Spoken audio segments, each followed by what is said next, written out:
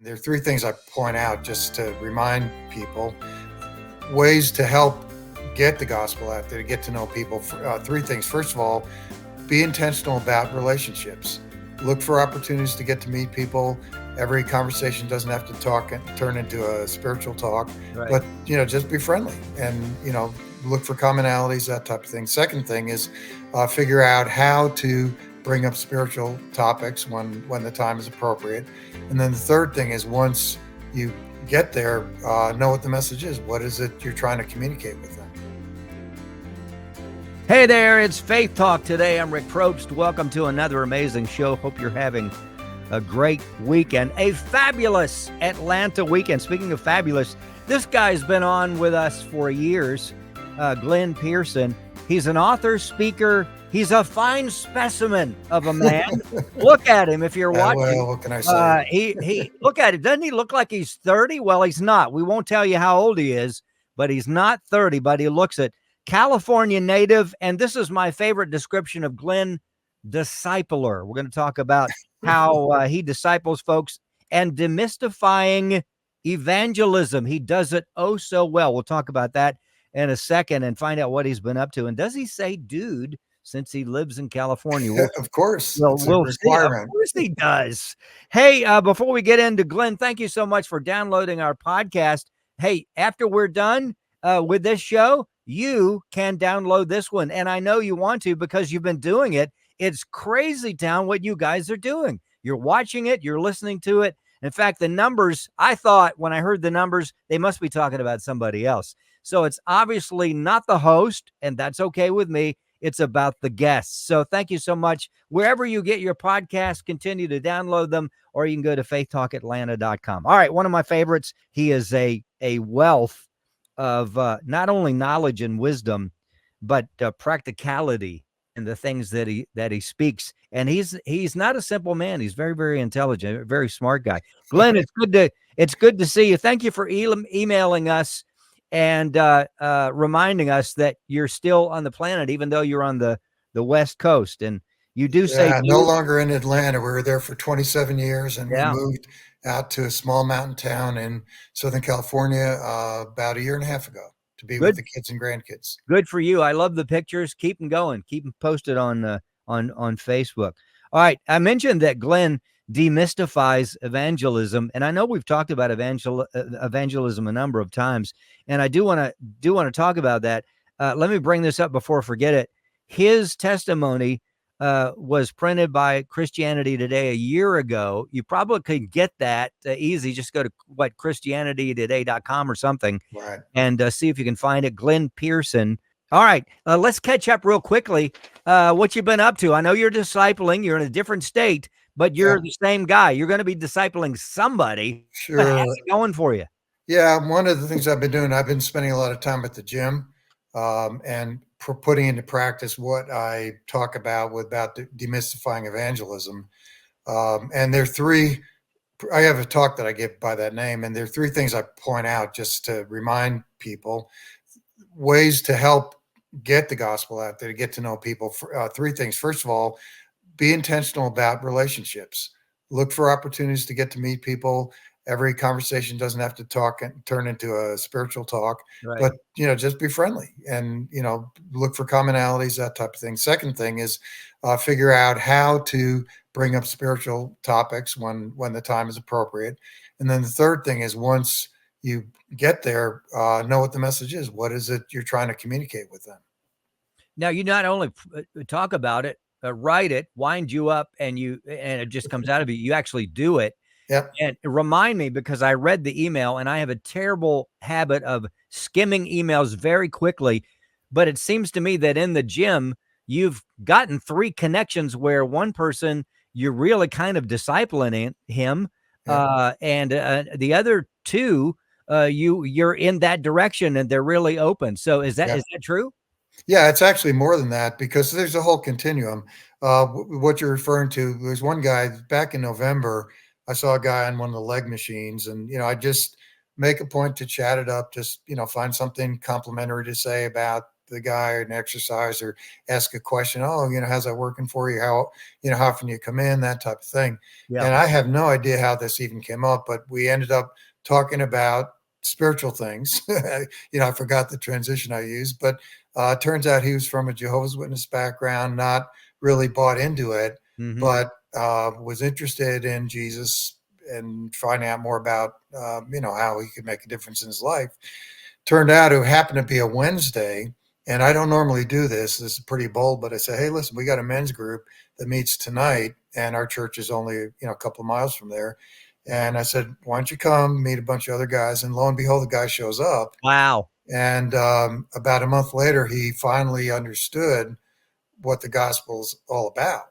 And he made a commitment to Christ. And he's actually in a discipleship group that I have right now, along with another guy who I met there who hadn't been going to church at all. He's come to the discipleship group also. But those are kind of the more developed cases, shall we say. A lot of guys, it's just a matter of over time getting to meet with them, chat with them.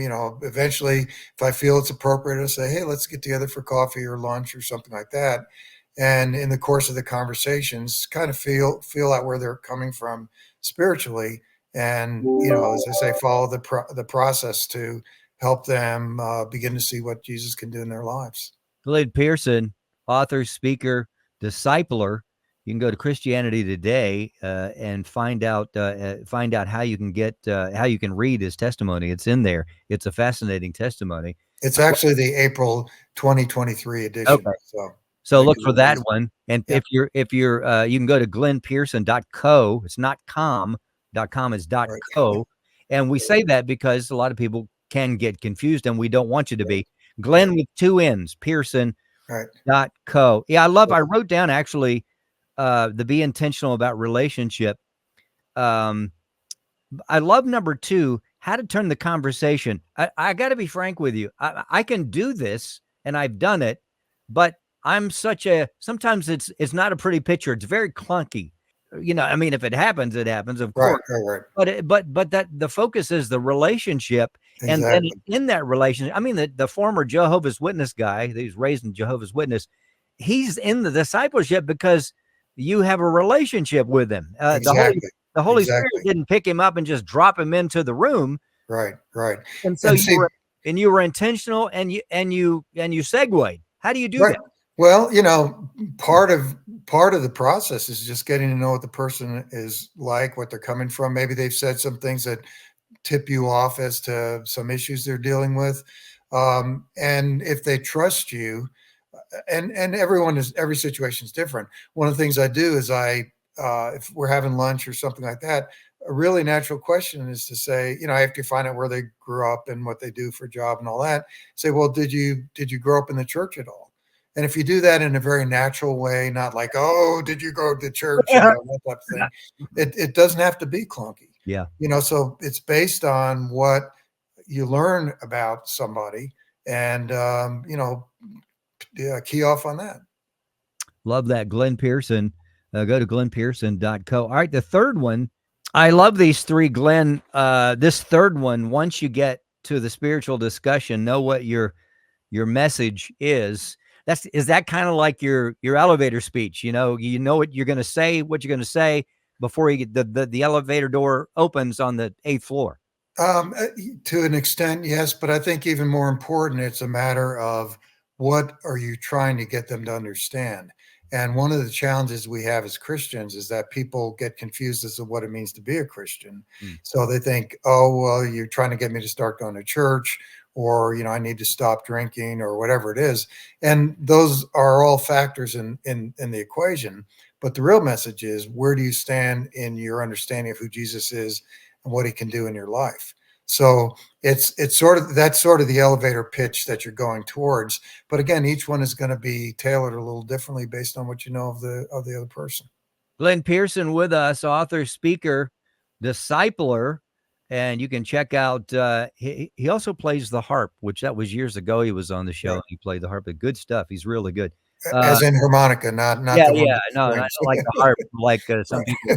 Angels I may be angelic, but I don't play that kind of harp. So, Love this stuff. And you can go to glennpearson.co. And I know you're not going to think I'm crazy because you already know that I am. And this is not going to knock you off the chair. But for years, my son was a bartender. He just actually quit. And we had relationships with a lot of the people that would come to see him because it was a regular little Yeah. neighborhood, the Highlands in Atlanta, and Yeah. they knew him and they knew me. Yeah. And it was Caleb's last night, and I showed up and sat there. And one of the guys sitting next to me used to be an MTV producer. He's in a video company that they do commercials with Coke, etc. And he started talking about his spiritual journey it just came out. And so Yeah. I Yeah. had an opportunity in a bar to Yeah. witness to Yeah. this man who I already had a relationship with, loved the guy, Yeah. but Yeah. he just decided to open up, Yeah. and it gave me wiggle room to get in there. And now, of course, I can text him now and I talk to him and so that to me, that is just a more freeing evangelism, if you Yeah. will. Yeah, that's a perfect example. I mean, you can do that in any setting, in the job setting, in neighborhood, even in a bar, that type of thing. So, great for you. And that's the whole point. We don't have to make evangelism a thing. It's based on relationships and it's based on what you know of the person. So what you said is a perfect application in a different situation. Love that. Glenn Pearson, you're such a great model, Glenn. You really do put to remind folks of this old commercial, put your money where your mouth is, or wasn't that a toothpaste commercial? I Put don't your know. money where your mouth is. That's what you do. And you're so Yeah, humble about it. Thank you for yeah. what you do. We got to have you back because I have so many questions for you. Ezra, if we can, let's put him on our Rolodex so that I'll call him. Oh, wait, I don't have a Rolodex anymore. Well, let's do something so we can get him back on the show. GlennPearson.co. Glenn, blessings to you, your family. So glad you are where you are. Not only are you enjoying time with kids, grandkids, etc., but you are making just a monumental impact in people's lives for the kingdom of God. And no doubt, Jesus is pleased. In fact, that's probably him calling right now. Yes, Jesus, I just told Glenn that you're You're very too proud kind. You're and that too you love kind. and that you love him too. Glenn, thank you so much. Yeah, Hey, thanks for having me on. you can download this podcast and listen to it over and over again, and you can pass it along. Get it wherever you get your podcasts or faithtalkatlanta.com. Great guest coming up next weekend, so join us for that. Have a great week. I'm Rick Probst. This is Faith Talk Today. See ya.